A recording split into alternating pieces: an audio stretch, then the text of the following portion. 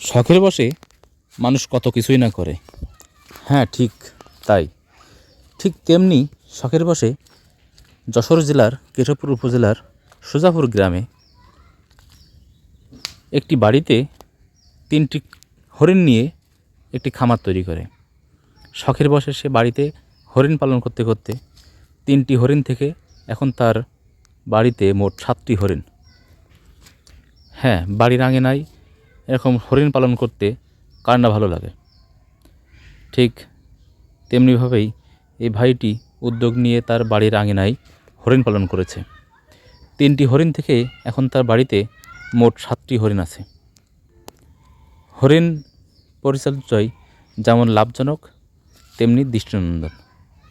বাড়ির আঙিনায় এরকম হরিণ ঘুরতে দেখতে খুব ভালো লাগে।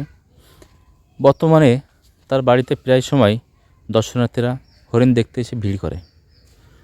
আপনিও যদি চান তাহলে বন বিভাগের সঙ্গে যোগাযোগ করে তাদের কাছ থেকে লাইসেন্স নিয়ে আপনিও বাড়ির আঙিনায় এরকম হরিণ পালন করতে পারেন। হরিণ পালনে অনেক লাভজনক। এরা প্রতি বছরে একটি করে বাচ্চা দেয়। বর্তমানে এখানে 7টি হরিণের ভিতরে 4টি মদ্দা হরিণ এবং 3টি মায়া হরিণ আছে।